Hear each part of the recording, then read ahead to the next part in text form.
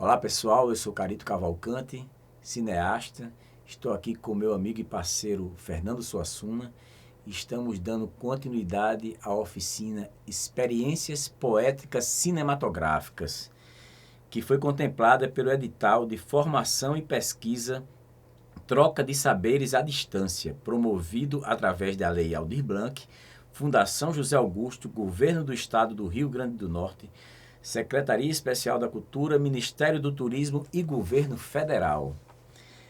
Nesse quarto vídeo, nós vamos mostrar 2 curtas que a gente pode chamar filmes de personagem. Claro que todo filme, né, pode ter os seus personagens, né? A maioria, pelo menos, tem seus personagens. Mas a gente chama de filme de personagem quando a gente sabe que a força maior está naquele personagem que parece que leva o filme embora com ele, né? Então nós vamos mostrar aqui O Som da Oficina e Quando as Nuvens Eram Nossas, né? O Som da Oficina, que é um documentário que mostra nosso querido Rafael Viana, né? Mecânico e músico, uma pessoa realmente surpreendente. E Quando as Nuvens Eram Nossas, que é um documentário sobre o pianista Oriano de Almeida e que tem a participação da jovem pianista Isadora Rezende, que conduz as entrevistas do filme. E esses 2 filmes foram escolhidos para esse quarto vídeo porque, além de serem filmes de personagens, são personagens que têm uma força poética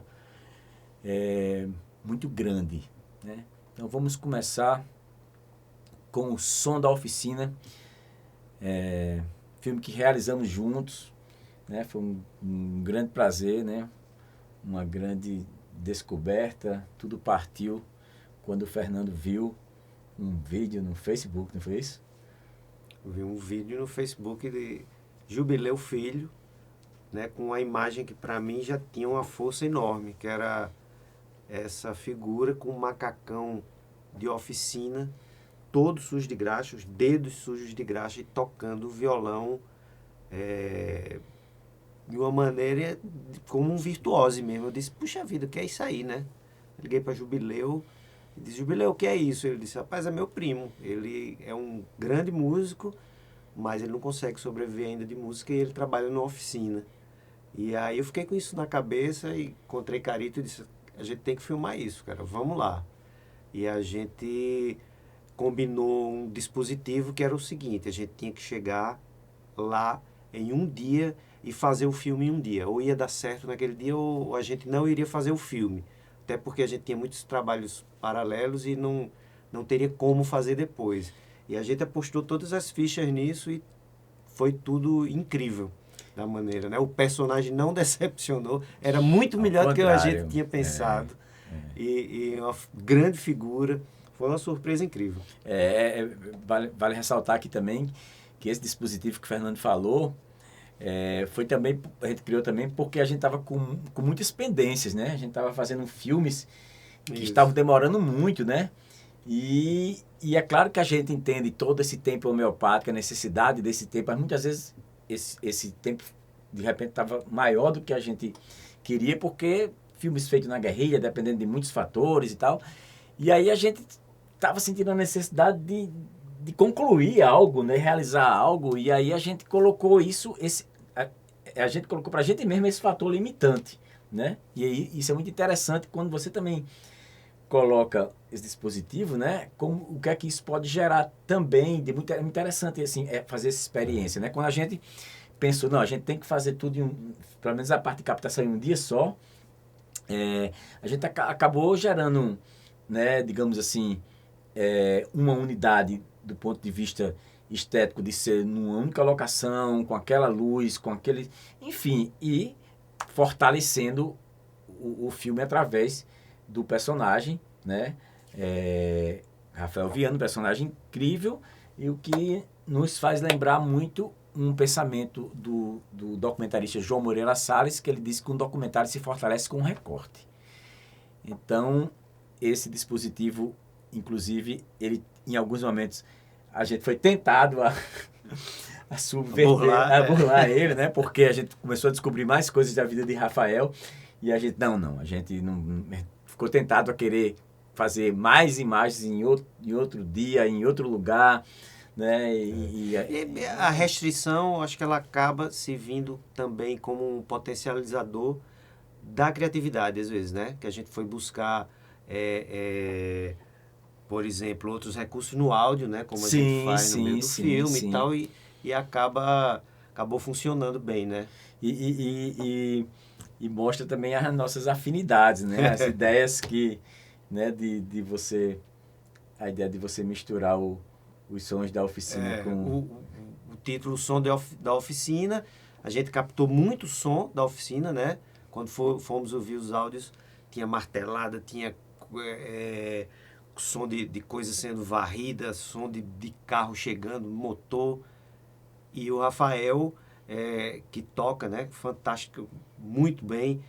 E aí, Carito ligou para mim para dizer que tinha pensado em talvez fazer um ritmo com aqueles sons da oficina, e eu já estava fazendo. Quando eu pensei assim, em Fernando fazer isso, né? Que eu sei que ele faz isso com maestria. Aí eu disse, pensei em uma ideia aqui de você usar esses barulhos da oficina para usar como ritmo Aí Fernando já estava fazendo isso, na verdade, né? Existe realmente essa coisa quase telepática entre a gente, né? Dessas afinidades, né? Então é isso, vamos ver agora o som da oficina.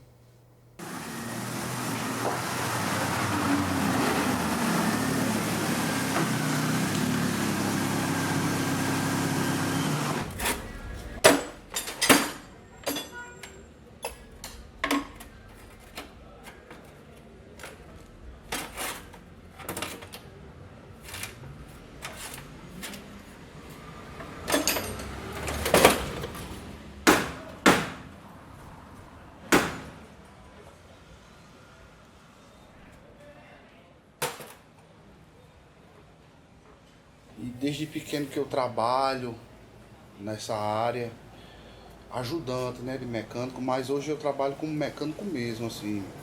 Eu sou apaixonado, né, pela minha arte, né, trabalhar, de fazer um serviço de qualidade. Eu chego sempre às 8 horas da manhã, eu abro a oficina, venho com toda a energia, né, e venho esperar os clientes, né? Todo dia a gente depende do comércio, né?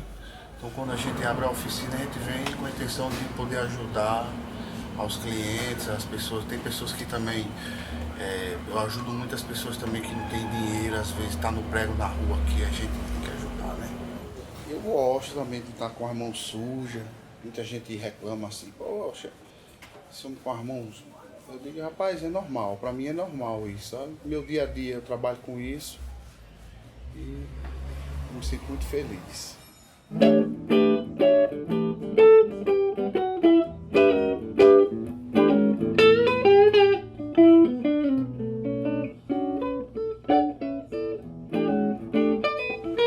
Às vezes chega um carro, quando ele chega, vai entrando, eu já vou dizendo logo, olha, esse carro aqui tá com barulho no escape, tá? Ele tá consumindo muito, aí o cliente, rapaz, o carro tá consumindo demais. Eu digo, vamos ajeitar o escape, porque o carro fica mais acelerado, né? E tem muitos problemas que eu tiro no ouvido. Aí eu vou lá e, bicho, tem alguma coisa errada aqui. Aí o cara diz, poxa, você não tá escutando isso? Aí eu digo, meu irmão, é uma coisa que é entre eu e o motor. Com o cliente às vezes é mais complicado que com o motor, né? O motor quando me vê, ele já se alegra logo, porque ele sabe que eu vou esbuiar ele.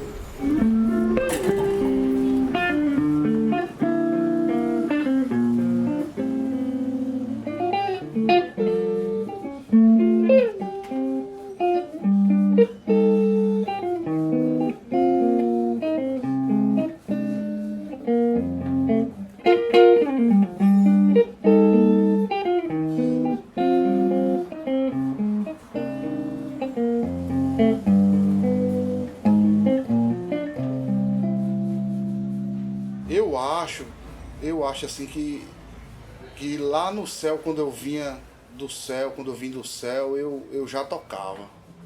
Porque tem muita gente que toca assim na noite e eu me sinto realizado, sabe? Por trabalhar e poder fazer o que eu gosto, estudar, pegar o instrumento a fundo e poder conhecer assim o que muita gente às vezes toca na noite e não tem aquela condição de sentar e dizer, não, vou conhecer aqui os caminhos. Já eu quero ao contrário, em vez de estar tocando na noite, que é uma coisa muito importante, mas eu abri mão para estudar. Eu procuro ser sempre a mesma pessoa, sabe? Tanto na música como na mecânica, procurando sempre ajudar na medida do possível as pessoas, porque a música também ela requer isso, né? Que você ajude outras pessoas, nem que você saiba muito, mas sempre procurar ajudar, né? Então eu me acho a mesma pessoa, assim, tanto na música como na mecânica. O mesmo homem.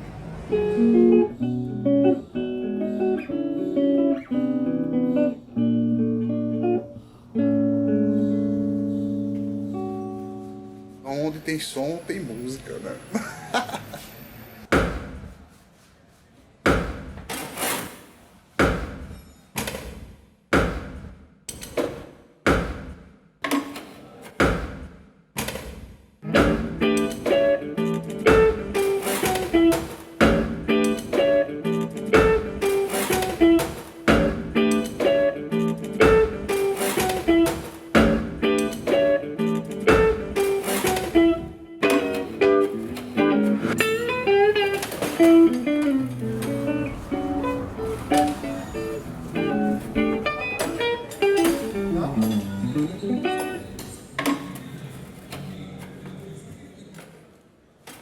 Você me vê no palco, você vai ver até a mão melada de graxa do mesmo jeito.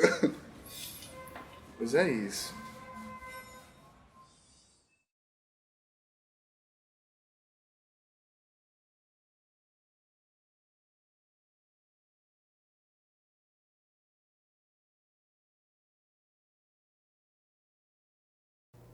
O segundo curta que nós vamos mostrar aqui se chama Quando as Nuvens Eram Nossas, né? Um documentário sobre o genial pianista Oriano de Almeida. Eu quero ressaltar nesse filme que o processo, como sempre, né, que vai nos alimentando, me deu assim a linha de pensamento sobre como realizar o filme. Eu comecei a ficar impressionado com a história de Oriano de Almeida, né? Quando Fernanda, que é a produtora do projeto, né, que encomendou o filme, Fernanda Ferreira, mãe de Isadora Rezende, jovem pianista que conduz as entrevistas no filme. O filme faz parte de um projeto que envolve um documentário sobre Oriano de Almeida, que é esse, e um recital Oriano e Isadora que aconteceu em dezembro de 2019, com Isadora interpretando músicas de Oriano.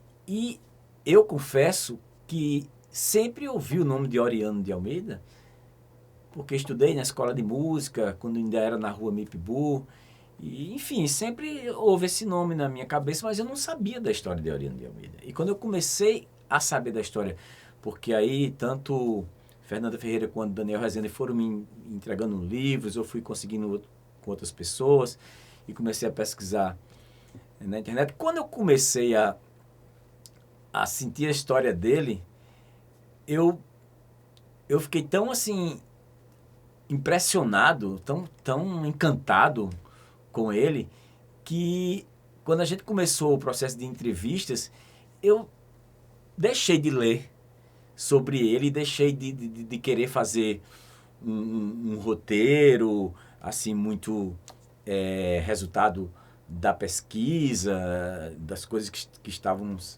vindo até mim, que estavam me alimentando, porque eu comecei a querer que, assim como eu estava me surpreendendo e me encantando com a história de Oriano de Almeida, que eu pensei, como é que Eu sempre ouvi falar desse nome e não sabia nada sobre ele. Eu comecei a imaginar que, ora, eu que sou do meio artístico cultural, não sabia. Então, infelizmente, a gente tem essa coisa da dificuldade da memória, né? Aqui na nossa cidade, no nosso país, enfim. E eu fiquei querendo assim que o espectador também sentisse aquilo que eu estava sentindo. Então eu resolvi fazer com que a câmera fosse descobrindo Oriano junto comigo, por consequência junto com o próprio espectador. E eu fiquei num processo de câmera meio Big Brother, né? Acompanhando Fernanda, Isa, né? Não só nas entrevistas, como também na busca do material do acervo, da pesquisa. Então, assim, eu fiz com que isso já começasse a fazer parte do filme, já fosse se transformando no filme. E tem muitos aspectos interessantes, né, sobre o filme, mas acho que o próprio filme vai, logicamente, revelar isso melhor do que qualquer coisa que eu fale aqui, mas eu quero destacar só um fato interessante que aconteceu. Durante o processo, eu estava filmando Fernanda Ferreira, Isadora Rezende e o professor Guilherme no acervo de Oriano na Escola de Música, que ainda estava se organizando. E eu liguei a câmera e fiquei filmando eles procurando, né, coisas sobre Oriano, recortes de jornais, né, escritos, cartazes e tudo. E eu filmando aquilo tudo que eles estavam, digamos assim, muitas coisas, logicamente eles já sabiam que o professor Guilherme, inclusive, por ter sido professor de Isa conheceu a história de Oriano através do professor Guilherme, mas muita coisa no acervo, né, que estava ali, eles não sabiam e eu tampouco, né? Então, a gente foi descobrindo junto com a câmera registrando tudo isso. Eu estou contando tudo isso só para chegar que houve um momento incrível que mostra como é importante esse estado de alerta, essa manufatura, muitas vezes, da gente estar realmente, como Kiarostami diz, né, de ser um provocador de situações, como no filme dele que se chama 10, que ele está simplesmente atrás de um táxi, dirigindo o filme como se não estivesse dirigindo, porque, fazendo só esses parênteses, porque o filme 10 de Kiarostami tem uma mulher iraniana que vai levando passageiros, né, que são 10 histórias, e Kiarostami está só ali atrás no banco, né? Então ele colocou uma câmera do lado do passageiro, uma câmera do lado da motorista, da mulher, e o filme vai revelando a vida dessa mulher, dos passageiros, inclusive um dos passageiros é o filho dela, que está em conflito porque ela está se separando, então mostra a situação da mulher no Irã, e Kiarostami está ali atrás, né? Quer dizer, ele dirige como se não estivesse dirigindo, é um tipo de direção muito mais sutil, mais sensível.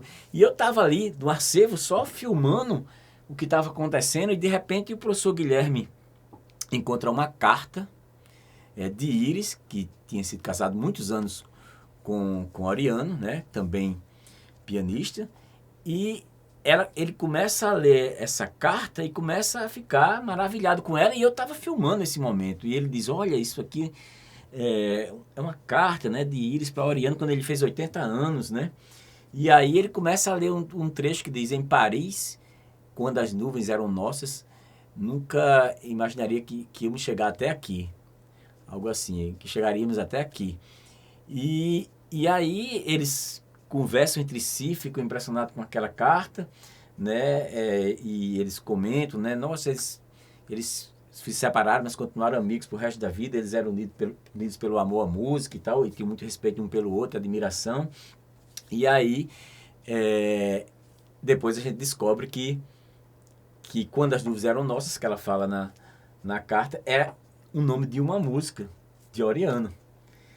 E aí tudo clareia, né? Então, de repente, eu tive ali o nome do filme e o final do filme. Quer dizer, eu comecei esse filme, na verdade, já... A primeira coisa que eu tinha na hora da montagem desse filme era o final. Na verdade, já desde o processo, né? Porque isso foi mais ou menos no início do processo. Então, esse é um filme que eu tive primeiro o final do filme, né? Nossa, isso aqui vai ficar belíssimo, esse final, né? Imaginei já a Isa interpretando essa música, já que Isa conduz toda a entrevista, né? Então, todas as entrevistas. Então, assim, naquele momento, eu suspendi o filme, né? É como se aquilo ali representasse a eternidade do personagem real, maravilhoso, a eternidade O legado dele. do legado dele, da arte. Então, assim, eu destaco nesse filme isso, né? É um filme que eu comecei pelo final. Quer dizer, o que eu tinha mais de certo nesse filme era o final do filme. O resto veio depois, né? E assim como Rafael Viana, quando a gente escuta Rafael falando, a gente acha que realmente, como ele me parece que ele é um anjo que desceu do céu, assim. Oriano também é uma pessoa incrível. Então, assim, são personagens que você tem muito respeito, né? Parece assim, você não precisa fazer muita coisa, você só Exato. tem que respeitar e dar espaço para que eles reverberem cinematograficamente, né? É Exatamente. quase como a gente estivesse ali num território sagrado, que onde esses dois personagens pisam se tornam territórios sagrados. Então, vamos terminar esse quarto bloco assistindo ao documentário Quando as Nuvens Eram Nossas, que também está em nova temporada online na internet nesse momento.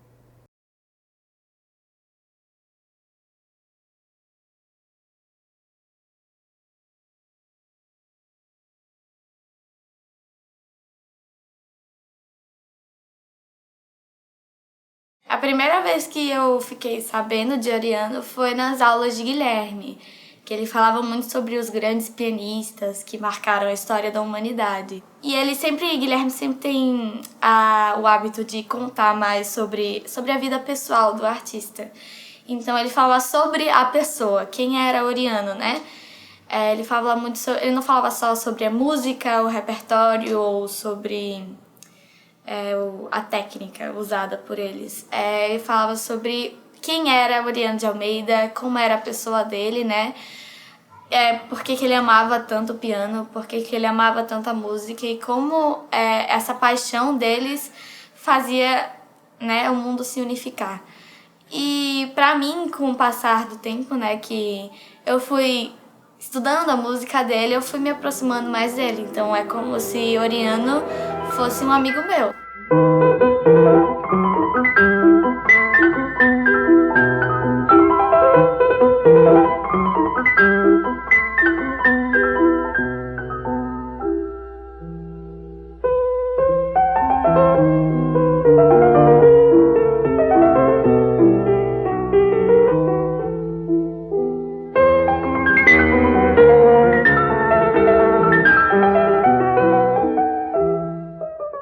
Ele gravou LPs, ele dava recitais, ele dava aula, então se aproximava dos alunos.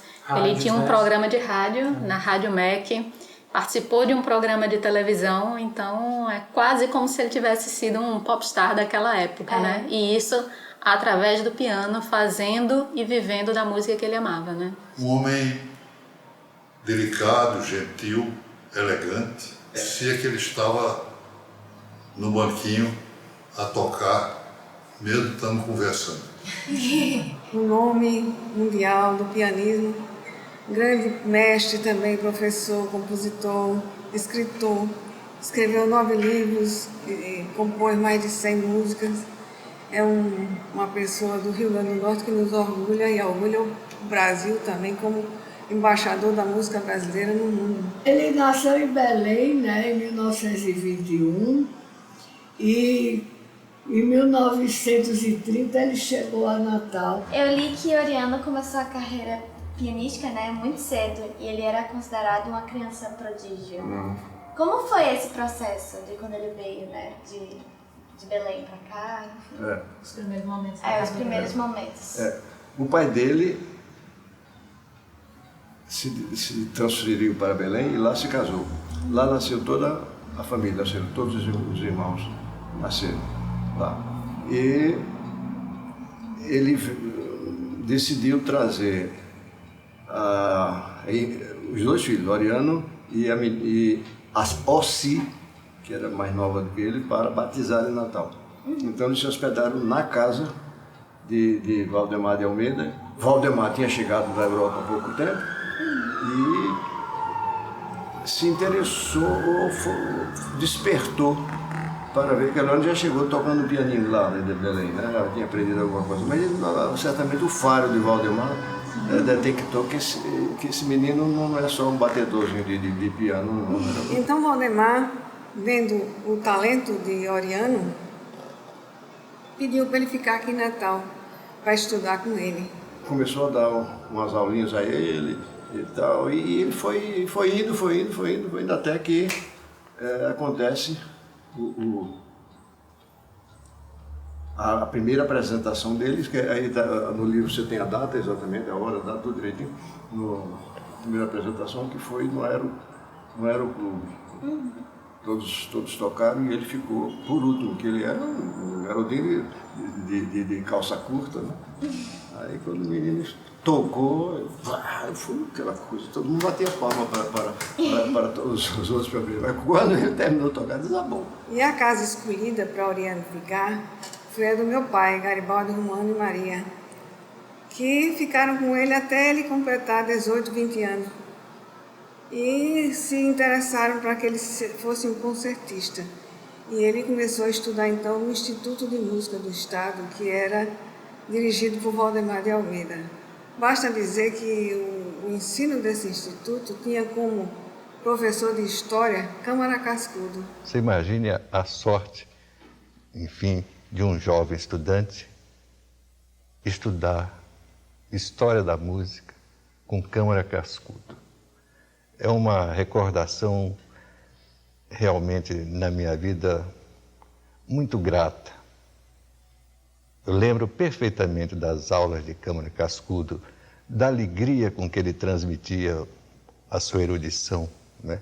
A simplicidade, despertando assim o meu grande interesse pela história, pelos fatos, pelos acontecimentos relacionados com a música. Foi um aluno exemplar, não só pela compreensão matemática imediata, magnética do que eu lhe dizia, como pelos trechos que eu pedia que interpretasse dos velhos pianos do Instituto de Música. Oriano de Almeida bem é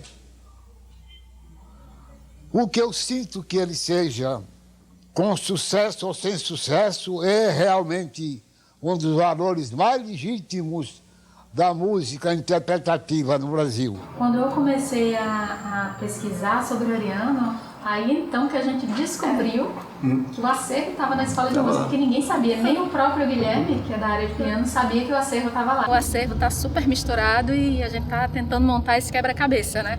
Chopin era o compositor mais querido dele, né? Ele se tornou um especialista consagrado em Chopin e aquele programa O Céu é o Limite, ele respondia perguntas só sobre Chopin. Então, a televisão de São Paulo tinha esse programa. Na época, nós não tínhamos internet, nós não tínhamos redes sociais e ainda assim era propagada todos os cantos aquela ideia de que o céu é o limite. Oriano de Almeida tinha sido uma das participações mais assombrosas do programa. Chamaram alguém no auditório, abra a partitura, o livro, onde você quiser, sobre recorte um compasso. Nossa! Um compasso. Aí, senhor Oriano de Almeida, o senhor identifica essa música?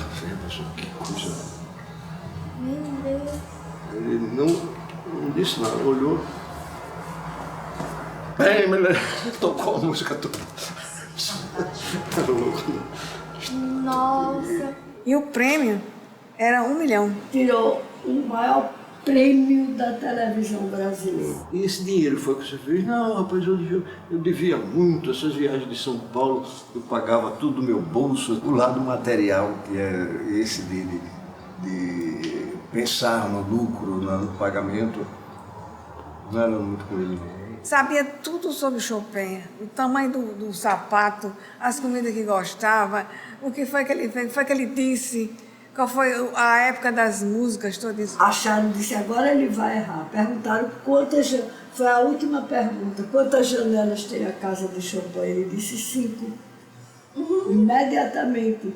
Ele sabia tudo sobre a vida de Chopin, porque inclusive, para se tocar bem, você tem que conhecer o compositor, saber como o compositor viveu, as coisas que passaram na vida daquele compositor e o que é que ele sentia também. Então, esse programa de televisão, O Céu é Limite, deixou o Oriano muito popular, porque ele aparecia toda semana na televisão e o pessoal que assistia, né? Às vezes a gente estava andando na rua, aparecia uma pessoa, olha, Oriano, por favor. Ai, me dê um autógrafo, eu estou aqui com um caderninho. E ele era reconhecido em todos os lugares, né? Depois que terminou esse concurso, o Céu é Limite, ele deu um recital no Teatro Municipal de São Paulo. Era tanta gente para esse recital. Foi a única vez que o teatro teve que colocar cadeiras extras e colocou no palco. As cadeiras, ele aqui, as cadeiras, eu tenho foto disso aí, se não está aí, não sei se tem. Ele tocando e o povo mais luz. Aqui. Mais luz. É um absurdo um negócio desse. O Marluz estava aqui numa dessas bem perto. Sério? O prestígio dele, né, se espalha porque o programa era muito ouvido. E agora, com ele falando e tocando, aí todo mundo ligava essa coisa. Eu acho que eu falo isso no livro. Ele pegou um táxi e sentou no banco de trás, o motorista do banco da frente. Aí ele disse algumas coisas ao motorista. E o motorista disse alguma coisa. Aí o motorista dele, sem olhar para dentro, o senhor é Oriano de Almeida? Não tem essa história? Nossa! Aí ele disse, sou. Como é que você me conhece? Eu conheci pela voz. Porque eu sempre estou no táxi na hora do seu programa e eu ouço pela rádio. Então gravou o som da voz de Oriano. Nossa! Aí você, minha filha também está estudando piano, não sei o que. Parece que Oriano deu o quê? Ingresso, qualquer coisa, eu não me lembro, mas Oriano fez um negócio louco, né? Ele realmente era muito admirado, não é? Ele dizia que sem música ele não poderia viver. E achava que já tinha nascido com a música no coração. Ele gostaria de ser lembrado não como uma pessoa que se foi, mas uma pessoa que ainda existe. Sim. Uma pessoa que ainda existe e ele não se foi. Porque o professor, ele permanece através dos alunos. 2007, se não estou enganado, eu fui tocar no Teatro Amazonas. E dentro do saguão, em meio àquelas placas que as pessoas colocam para decorar o hall do teatro, e que falam de grandes acontecimentos, de grandes homenagens, havia uma, né, que me chamou a atenção, porque ela dizia, eu não vou dizer exatamente as palavras, mas ela dizia uma coisa mais ou menos assim: a história desse teatro se honra pela passagem de um grande gênio chamado Oriano de Almeida. Quer dizer, não foi nenhuma homenagem por conta de uma coisa que ele fez, foi uma homenagem por ele ter passado lá e ter tocado, ter feito toda a performance que ele fazia. Mas eles nos chamaram a atenção para o fato, é um pianista que veio tocar e era genial. Não, a gente está honrado de saber que ele veio por aqui. Isso transcende a arte, isso transcende o papel do homem como um artista em meio a uma player de artistas. Isso parece um homem que cumpre um papel de humanidade. E Oriano tinha isso. Então, essa presença de Oriano nessa escola, eu acho que trouxe um componente muito especial para o que a gente pode dizer, isso é a nossa história. Como você acha que Oriano influenciou no fazer artístico de Natal nesse contexto? Ele influenciou muito, porque Oriano era um erudito que dava importância ao popular. Então ele conseguia, ao mesmo tempo, isso. Eu quero lembrar um fato curioso que eu vim saber depois, é que quando era prefeito de Natal, Silvio Pedrosa, Silvio colocar no caminhão da prefeitura um piano e Oriano saía tocando pelos bairros, mostrando para animar a população, para mostrar a importância da música. Olha só, ele foi para os Estados Unidos fazer uma longa turnê de 40 concertos em 40 cidades. O impossível parece que acontece e, vez por outras, as pedras decidem o mesmo se encontrar. Numa cidade do Tennessee, veio me cumprimentar após recitar um cidadão que assim se identificou. Isso é em 54, mais ou menos. Eu sou aquele motorista do Jeep em Natal que eu levou de Parnamirim Field à Opera House. Vi seu nome anunciado no jornal. Mr. Almeida, pianista from Brasil, imediatamente eu reconheci, por isso vim vê-lo. Do you remember me? Of course, my friend. Ele foi o motorista no tempo que ele tocou aqui, era um garoto, né? No tempo da guerra. Foi muito tempo depois. E aí, nesse concerto em 54, nessa cidade, aquele motorista estava lá e viu anunciado no jornal e encontrou ele. Ela fala, eu não tenho conhecimento de algum outro pianista que tenha feito um trabalho tão minucioso e didático como esse que está na Rádio MEC. Sobre os programas que Oriano apresentou na Rádio MEC. 42 programas de 30 minutos cada. E são pensamentos dele?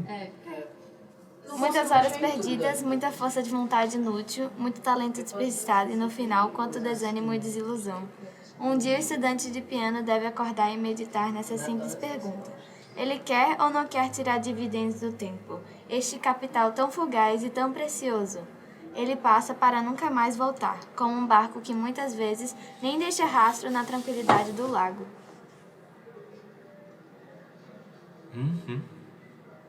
Ele era muito sábio, né? Muito sensível. Né? Muito sensível, muito espiritual, né? Uma figura como essa é uma inspiração. Eu trabalho como se tivesse a responsabilidade de senti-lo perto aqui e encontrar em Isa os pontos similares. Para Isa, eu fico pensando que Isa está fazendo ao modo dela um caminho glorioso, né? Um caminho brilhante. Está seguindo o caminho onde essas estrelas passaram. De ir atrás das oportunidades, de não ter medo do palco, de surpreender no repertório. E quanto mais for estimulado, tiver inspiração, mais rico é esse caminho dessa criatura, eu penso. Não é fácil, não é uma carreira fácil. Talvez ela seja assim um contraste entre a alegria e a angústia, né? Talvez uma alegria angustiada, um divertimento sofrido, não é?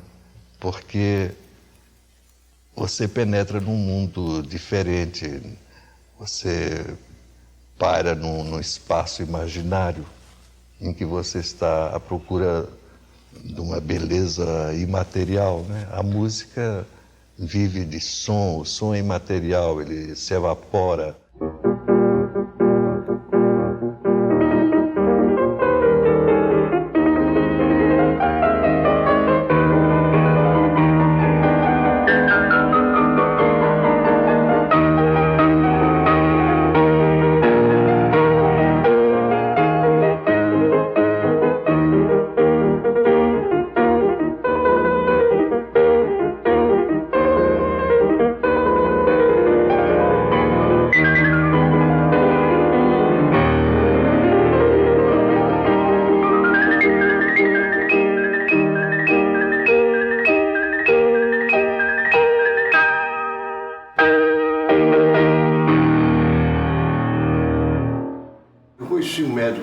Falecido já psiquiatra, Dr. Pedro Coelho.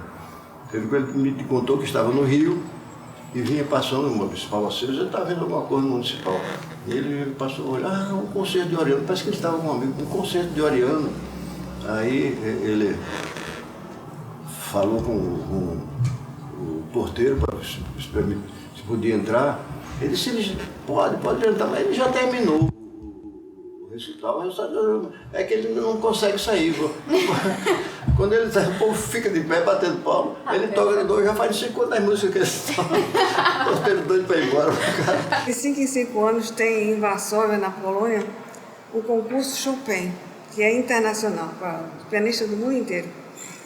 E em 49 houve o concurso. E aqui no Brasil fizeram uma seleção de pianistas para representarem o país lá. E o primeiro lugar ia, né? Então, Dona Magda inscreveu Oriane nesse concurso. Era proibido aplaudir, né? O pianista tocava o concerto, ficava todo mundo calado, porque era um concurso, né?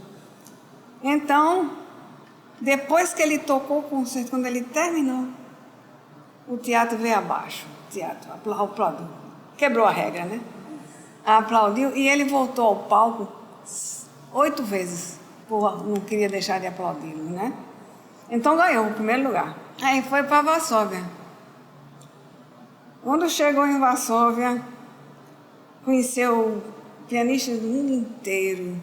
De lá ele foi para Paris. Quando chegou em Paris, começou a estudar com Dona Magda, continuou, né? Com Dona Magda Talhaferro. Madalena Talhaferro. Olha que Ela foi professora dele, foi uma grande pianista brasileira e uma grande professora de piano brasileira, ensinou inclusive no Conservatório de Paris. Conheceu Iris Bianchi, que ele já conhecia lá de São Paulo assim de vista, mas conheceu Iris Bianchi, que também estava estudando lá em Paris. E então começaram um romance, né? Em Paris, quando as nuvens eram nossas, nunca poderíamos imaginar que chegaríamos até aqui.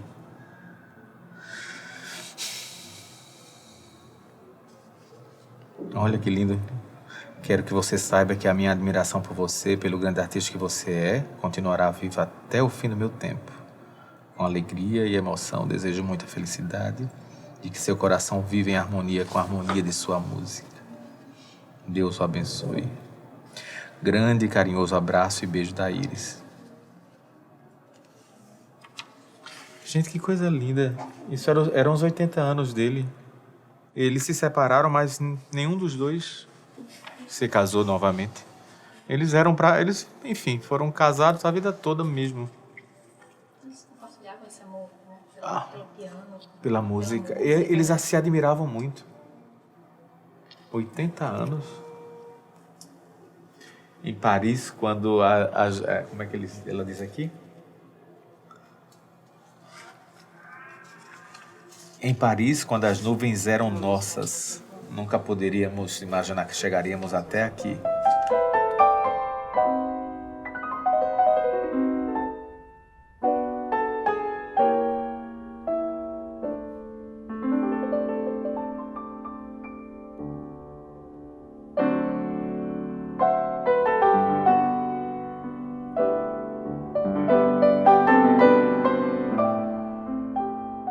Quanto mais eu descobria, mais me encantava com Oriane e me sentia próxima dele, sonhando para mim os caminhos que ele percorreu. Lia sobre sua vida e procurava nossas semelhanças, como quem busca nos traços do passado as feições de um futuro. E foi surgindo a vontade de diminuir os espaços que o tempo impõe e, através da música, dos afetos e das histórias, trazê-lo mais próximo de nós. Então essa vontade virou filme.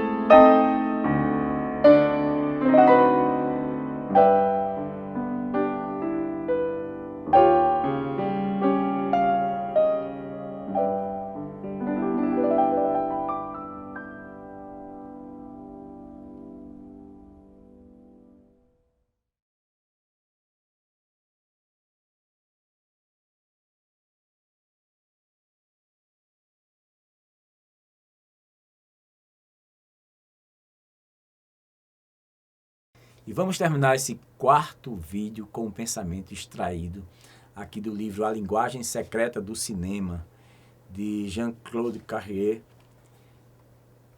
Diz o seguinte: os filmes não existem só ali, na tela, no instante de sua projeção.